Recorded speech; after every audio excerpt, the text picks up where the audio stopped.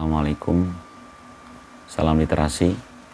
Butuh buku malam hari ini tentang buku Isti'ab Fatiyakan. Buku yang sudah lama saya miliki, terbitan Robani Press tahun 2005. Saya ingat ini sejarahnya, buku ini saya dapatkan secara cuma-cuma. Saya dibagi saat pengajian intensif ya oleh Pak Dwi, Ustadz kita, menjadi bahan kajian bersama saat itu.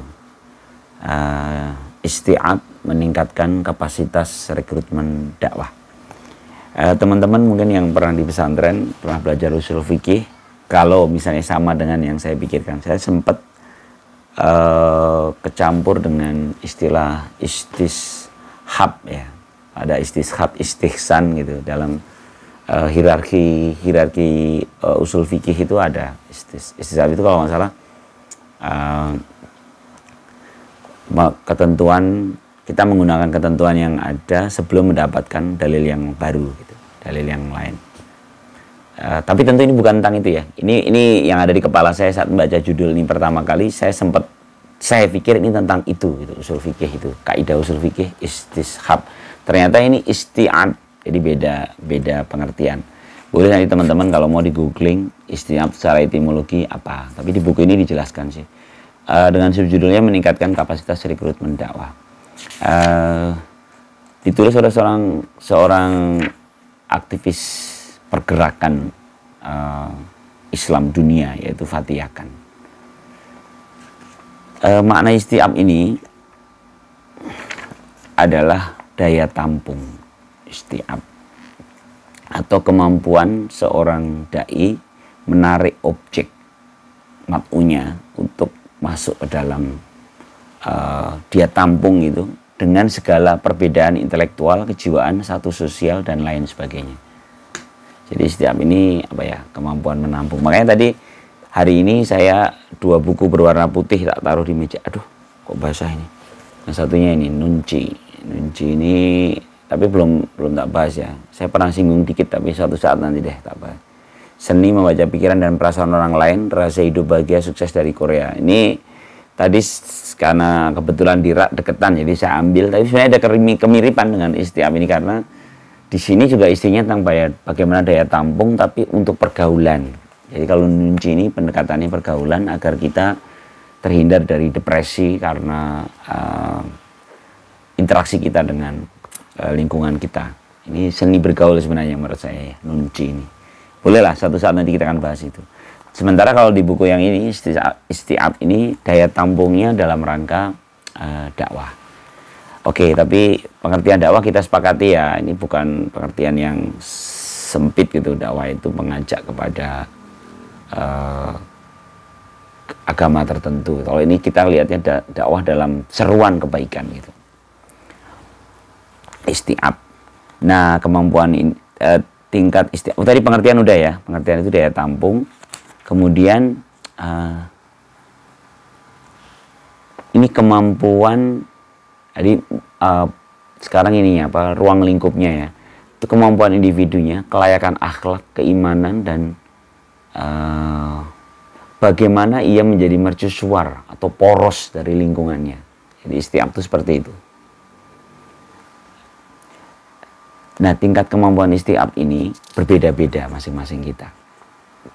Banyak dalil-dalil yang disampaikan di sini ya, tingkat kemampuannya.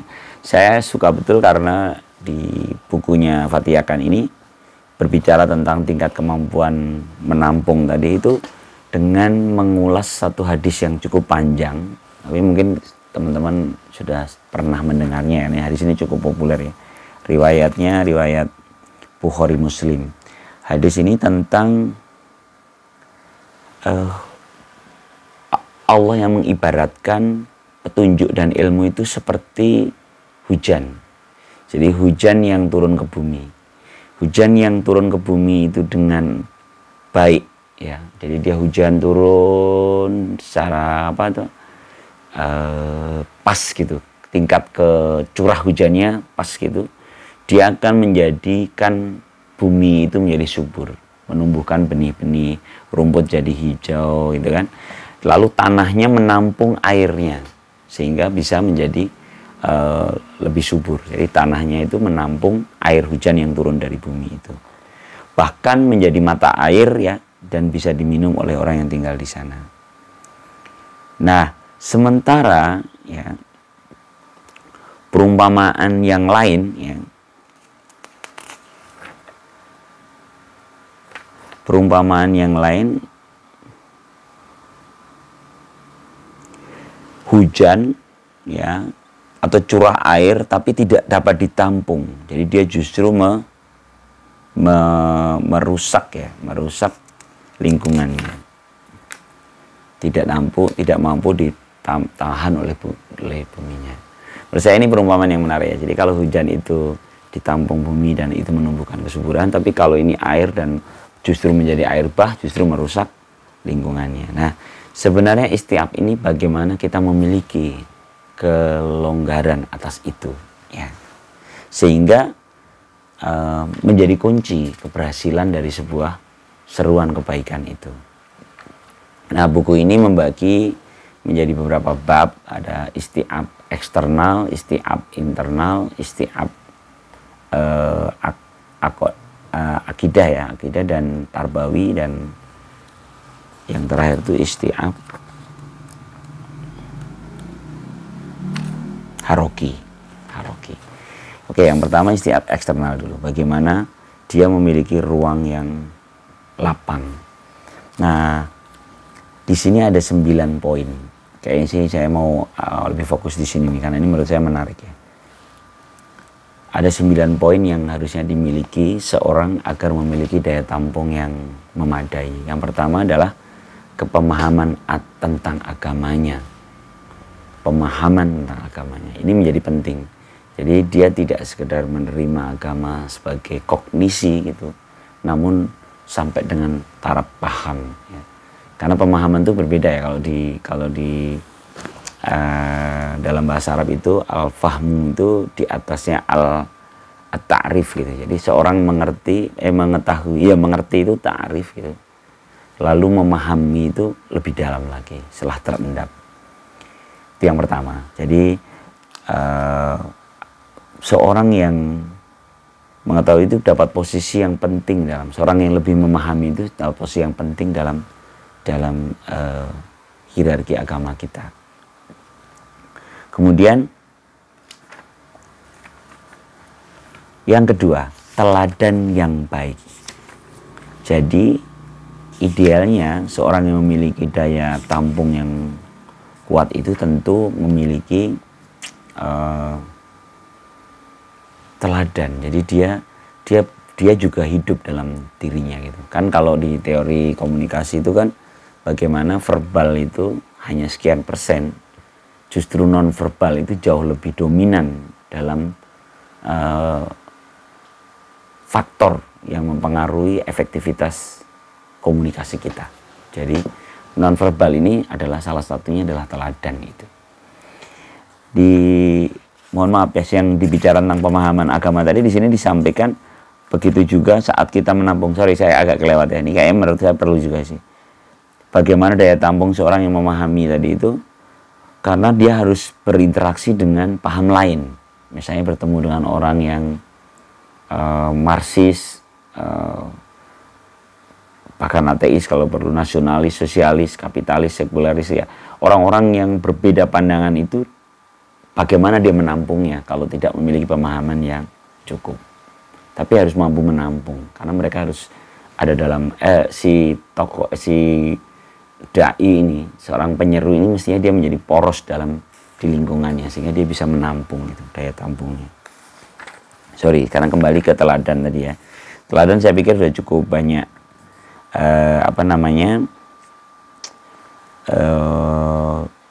buktinya ya, betapa faktor menteladani itu menjadi faktor yang dominan. Di sini ada ayatnya di Asyura ini, falidzalika fad'u wastaqim kama umirta. Maka karena itu serulah mereka dan tetaplah sesuai dengan perintah padamu. Jadi kamu menyeru tapi harus istiqomah juga untuk membuktikan kualitas seruan kita. Kemudian yang ketiga adalah kesabaran.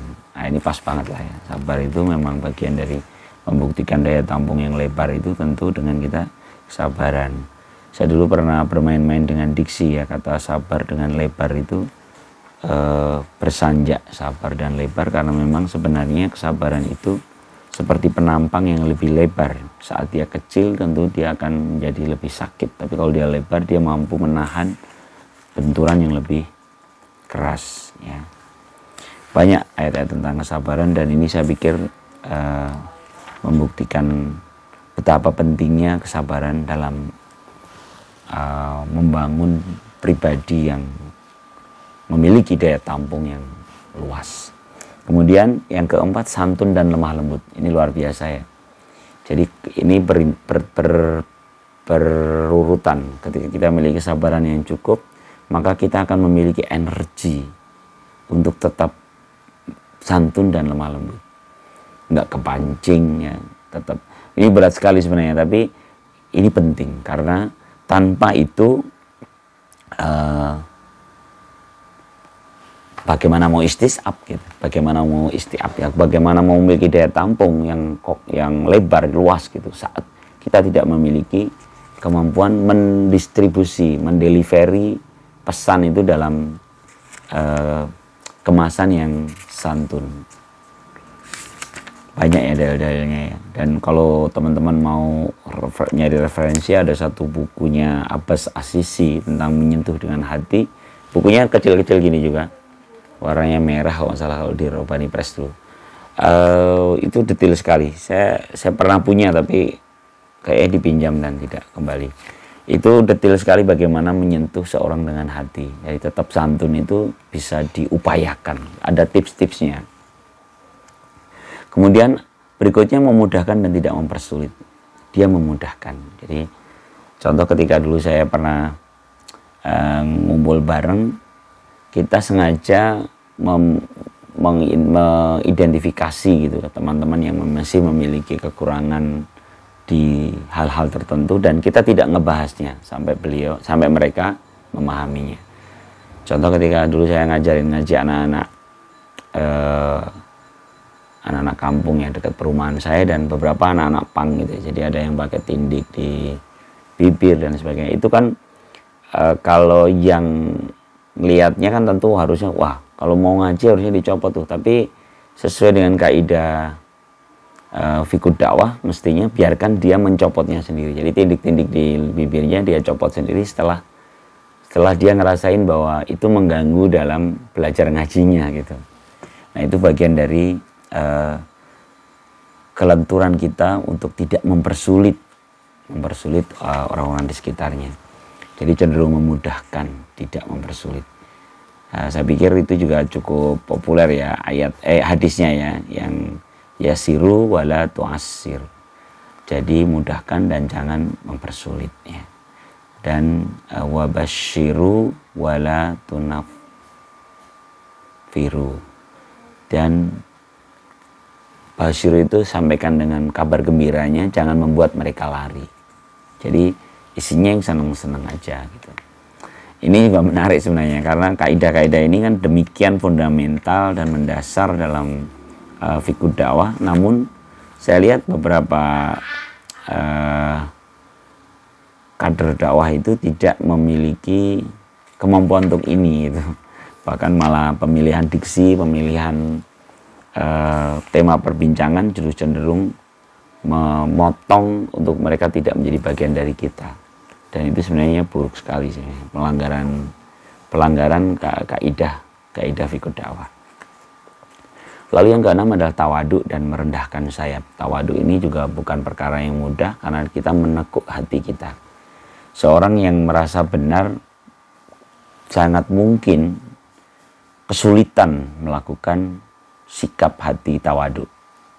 Ini makanya tawaduk ini sikap hati ya. Ini kayaknya teman-teman yang perlu kita waspadai gitu. Jadi tawaduk ini bukan sikap fisik gitu, tapi sikap hati. Kalau sikap hati itu berarti saat dalam hati kita berpikir kita benar pun sudah mengganggu ketawaduan kita, atau saat kita menganggap orang lain itu salah gitu, maka itu juga pasti akan mempengaruhi cara hati kita bekerja. Jadi ini memang agak rumit ya. Dulu saya tanyakan waktu materi fikih dakwah di pesantren dulu, Ustadz gimana caranya Ustadz? Saya nggak boleh menggurui, sementara saya harus meyakini yang saya sampaikan benar gitu. Karena itu satu hal yang dilematis kan. Saya harus meyakini yang saya sampaikan benar, tapi saya nggak boleh menggurui, nggak boleh merasa benar sendiri gitu. Jadi harus menekuk. Waktu itu si Ustadz menjelaskan dengan tidak strike gitu juga. Kayaknya dia pakai ikut dakwah juga jelasin ke saya. Dia berputar gitu. Ya dia sampai dengan dia ngasih contoh hadis yang orang tua salah dalam melakukan wudhunya, lalu Hasan dan Husain itu melakukan drama dengan mereka saling bertegur, benar mana nih wudhu saya, dan dia bertanya ke orang tua itu. Padahal sebenarnya mereka dua cucu Rasulullah ini sedang mengajarkan ke orang tua itu tentang cara wudhu yang baik gitu. Jadi si Pak Ustadz waktu itu malah ngasih contohnya itu. Saya pikir wow, dia berputar gitu tapi menjelaskan sih. Artinya kita benar tapi kita coaching kan. Itu kalau dalam bahasa manajemen modern kan coaching. Jadi kita menahan diri untuk tidak menunjukkan bahwa kita lebih tahu dan kita lebih benar. Coba bayangkan, hanya untuk menunjukkan kita lebih tahu aja pantangan. Apalagi kita menyalahkan orang lain. Makanya ini memang harus ditekuk-tekuk terus ya. Sementara sekarang rasanya menjadi jamak ya, orang-orang yang merasa rajin ke masjid, rajin ngaji itu tiba-tiba dengan mudah mengatakan orang lain berdosa, orang lain salah, orang lain tersesat gitu. Saya pikir itu kalimat yang berbahaya untuk mengganggu sikap hati kita. Kemudian yang ketujuh, muka berseri-seri dan perkataan yang baik. Ini juga menarik. Jadi ternyata kaidah muka berseri-seri itu kaidah fundamental dalam melakukan melatih diri kita untuk menjadi menampung tadi. Terus berarti gimana kalau kita lagi nggak senang? Gimana caranya? Ini pernah dipercakapkan dalam satu diskusi pelatihan komunikasi dulu. Bagaimana saya harus muka berseri-seri saat saya sedang tidak berseri-seri misalnya. Nah waktu itu si instruktur, si pengajar, karena itu hatimu yang harus kamu selesaikan gitu. Jadi setiap ini bukan perkara, sekali lagi aktivitas hati dan fisik ini harus sejalan. Waktu itu si pengajar di ilmu komunikasi itu mengatakan justru dalam hatimu dulu selesaikan. Dirimu memang nggak boleh sedih, dirimu memang nggak boleh suntuk, dirimu harus positif dulu untuk mengatakan itu, untuk menunjukkan muka berseri-seri itu. Karena sebenarnya tadi sekali lagi rumus umumnya ya, verbal itu hanya sekian persen, kalau nggak salah hanya 20%, 80%-nya itu non verbal. Termasuk muka berseri-seri itu non verbal. Seorang yang tidak bisa menyampaikan itu dalam bahasa tubuhnya, ya tentu nggak akan nyampe ke lawan ini. Bahkan kalau Anies Mata itu berapa kali dia menyebutkan dalam bukunya ya, bahwa tulisan itu adalah bahasa hati, harus dari hati ketemu hati. Jadi kalau kamu mau menulis sesuatu, kalau kamu mengatakan sesuatu, kamu mau menyampaikan sesuatu, harus dari hati. Karena tanpa dari hati ya tidak akan ke hati katanya. Saya pikir itu kaidah yang sederhana, tapi memang rumit gitu. Harus dari hati. Ini menjadi menarik. Saya langsung sharing ini aja ya. Tradisi di kantor saya, kami kebetulan di kantor pelayanan yang harus bertanggung jawab atas suasana kenyamanan di loket layanan kami gitu. Maka yang dilakukan atasan kami itu mentradisikan setengah jam sebelum loket dibuka kami berkumpul, duduk melingkar. Seawalnya ini cukup berat bagi teman-teman yang biasa datang mepet-mepet telat gitu. Ternyata dengan duduk berkumpul melingkar dan kita bicarakan apa saja di situ. Tapi yang jelas kami meruang untuk mempersiapkan hati kita, diri kita, tubuh kita, senyum kita gitu, ruh kita dalam loket layanan yang sehingga ketika pintu loket dibuka, kami sudah siap menghadapi apapun yang hadir di loket. Karena apalagi kami ini kantor pemerintahan yang rasanya akan banyak hater lah gitu, banyak hater yang datang ke kantor dengan suasana hati yang negatif gitu. Kalau kami tidak cukup siap memasang muka berseri-seri, tentu akan rumit. Sebagai kisah sederhana, saya pernah, bahkan saya sayangnya nggak tahu namanya, tapi saya mendoakan bapak ini karena dia cukup berjasa dalam membangun sikap positif saya di waktu saya berkantor di harus naik tol di setiap hari masuk jalan tol. Bapak ini penjaga pintu tol di dekat rumah saya. Dia karena pagi hari berarti kan dia dari malam ya. Maka bapak-bapak yang jaga, bukan mbak-mbak. Kalau mbak-mbak kan biasanya siang ya, biar bapak-bapak. Jadi kalau good looking biasa aja dia, bukan seorang yang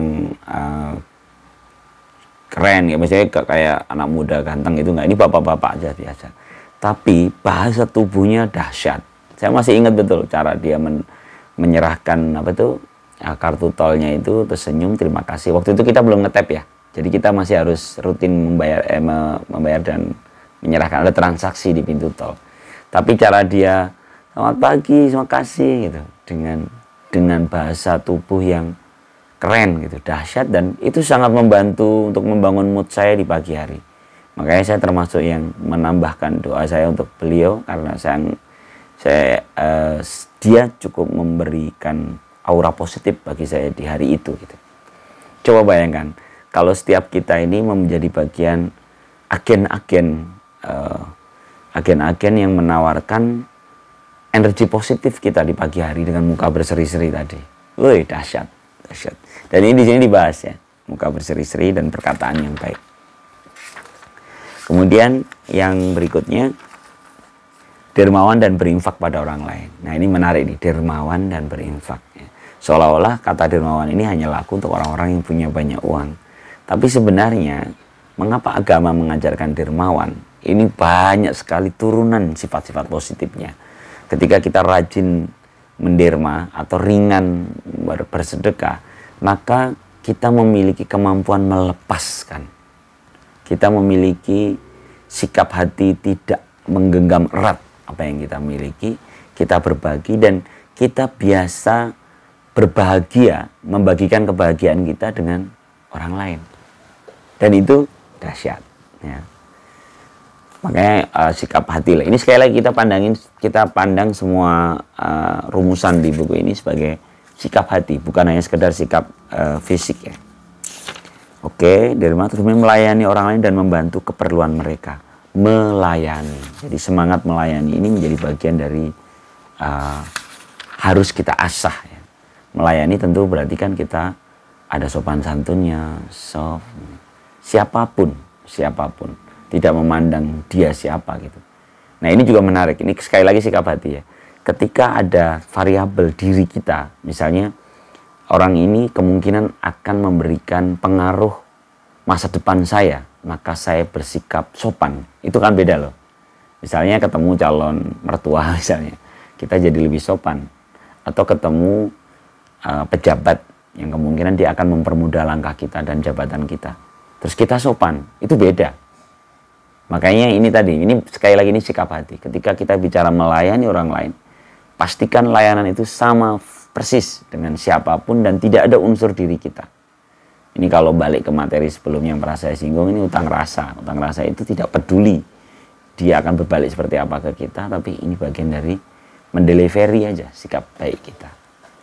Sorry ya, jadi naif ya, tapi memang benar. Ini benar banget ya. Ya, sudah 9 poin. Tadi memang di istiab eksternal tadi ada 9 poin ya. Kemudian ada internal, ada akidi itu akidah, tarbawi itu daya tampung yang menumbuhkan ya. Tarbawi itu katanya dari kata tumbuh. Maka semangatnya bagaimana daya tampung tapi membuat orang tumbuh. Dan yang terakhir istiab haroki. Bagaimana daya tampung kita menarik orang-orang untuk mereka bergerak bersama. Jadi tidak sekedar kita berbagi, kita menampung mereka tumbuh, atau mereka justru sampai dengan bergerak bersama kita. Nah, itu istiab haroki. Saya pikir ini buku yang sederhana, buku tipis tapi dahsyat ya. Saya sampai baca berapa kali dan saya ingat betul nih Pak Dwi ya, yang memberikan saya itu Pak Dwi Sulistiono. Makasih Pak, ini semoga menjadi amal jariah buat beliau. Teman-teman bolehlah kalau searching nyari, ini Robani Press masih ada kok, masih ada bukunya. Bukunya sederhana, silakan buat bacaan karena Yang saya sampaikan tadi sama sekali saya nggak nyebut dalil-dalilnya ya, padahal dalilnya banyak banget ya. Banyak banget dalil-dalilnya. Jadi teman-teman baca sendiri. Dan jangan malu-malu untuk buku-buku yang seperti ini tuh jangan enggan membaca ulang. Jangan enggan membaca ulang. Karena dia seperti pukulan beruntun ke diri kita. Kita kan gampang lupa nih. Kalau kita baca ulang kita ingat lagi. Saya jadi ingat salah satu sahabat saya, almarhum yang udah meninggal, almarhum Ruhama Ubainahum. Dia rajin berbagi buku kecil, judulnya Ikhlas. Saya masih ingat karena saya mendapatkan berapa kali gitu. Bukunya kecil ini Ikhlas, judulnya penulisnya Yusuf Qaradawi. Buku itu dia rajin berbagi karena kan bukunya kecil dan menjadi kantong. Sampai saya pernah dibagiin, saya kan udah punya gitu, nggak apa-apa kata gitu, bagi lagi. Dan ternyata emang kalau saya baca buku kecil itu, nanti mungkin teman-teman cari juga ya, penerbitnya saya lupa ya, ke IP atau Urbani Press ya. Yusuf Qaradawi judulnya Ikhlas. Buku itu sederhana, tapi memang mengingatkan lagi gitu. Ikhlas itu kan barang yang sederhana, tapi kita gampang tergoyang kan. Ikhlas itu kan harusnya dari awal kegiatan, pas kegiatan, setelahnya gitu kan. Kalau kita nggak diingatkan, kita kepleset di titik-titik yang harusnya tetap kita jaga. Maka ini juga saya menyebut nama buat Ruhama Ubainahum almarhum yang semoga ini menjadi amal kebaikan beliau ya. Jadi amal jariah, karena saya masih sangat ingat gitu buku kecil itu dan saya dapat berapa kali gitu. Dia rajin membagi. Bahkan ketemu di halte aja dia sering kadang-kadang ngebagi ke temannya. Nah sama teman-teman silakan ya. Nanti kalau dibaca ini bagian dari itu dan selain membaca ulang, kita evaluasi. Terlebih di tahun-tahun politik ini, saya terus terang gelisah gitu dengan kondisi grup-grup WhatsApp, bahkan grup-grup WhatsApp masjid gitu ya. Karena percaturan politik ini menarik kita di kutub-kutub praktis gitu. Yang sebenarnya harusnya kita tetap fokus ke wilayah-wilayah yang lebih mendasar kan. Saya teringat betul nih tulisannya Kunto Wijoyo di saat Poros Tengah menang. Persis Poros Tengah menang menjadikan Gus Dur menjadi presiden di saat partai lain yang menang gitu, tapi ternyata presidennya justru dari Poros Tengah, dari kubu Islamis. Dan bahagia betul gitu. Politik Islam itu sedang berbahagia betul. Pas hari plus satu setelah Poros Tengah menang itu, Kunto Wijoyo menulis artikel di Republika. Saya masih ingat itu. Kunto Wijoyo mengingatkan bahwa pendidikan itu jauh lebih fundamental dibanding politik. Jadi ada yang harus tetap dijaga. Saya pikir sebenarnya pilar-pilar grup-grup masjid, grup-grup kajian itu jangan dilepas ke ranah-ranah yang sangat praktis karena ada pilar-pilar yang jauh lebih penting. Dan sekali lagi tadi itu kita nggak punya klaim, nggak punya hak untuk mengatakan kelompok ini salah, kelompok ini benar gitu. Karena bisa jadi di masing-masing kelompok ada kebenaran dan ada kesalahan gitu. Saya pikir itu yang harus dijaga. Dan sayangnya kan sekarang enggak ya. Makanya kalau saya sengaja bawa buku ini ngomong baca lagi karena saya khawatir kok kayaknya banyak nilai-nilai di buku ini. Contoh tadi berkata baik, muka berseri-seri, tidak berprasangka buruk. Itu kan semua kayaknya udah banyak yang dilanggar di kondisi sekarang karena dalih pertempuran politik praktis yang sejatinya nggak penting-penting amat gitu. Karena di semua kubu punya nilai kebaikan, di semua kubu punya nilai keburukan, dan bahkan ketiganya ini kalau menang pun pasti nanti akan berkoalisi, sama aja. Jangan sampai kepentingan umat yang lebih mendasar itu dipertaruhkan, atau kepentingan individu kita untuk menjaga tetap dalam koridor menjadi orang baik ya. Orang baik itu menjadi lacur karena tergoda untuk terpancing untuk ikut dalam perilaku yang tercela dari sisi hati maupun dari kata-kata gitu. Kan sedih kalau gitu. Wallahu a'lam bishawab. Sorry ya, ini buku Istiab. Semoga menjadi pencerahan kita bersama. Udah mau 30 menit. Salam literasi. Assalamualaikum warahmatullahi wabarakatuh.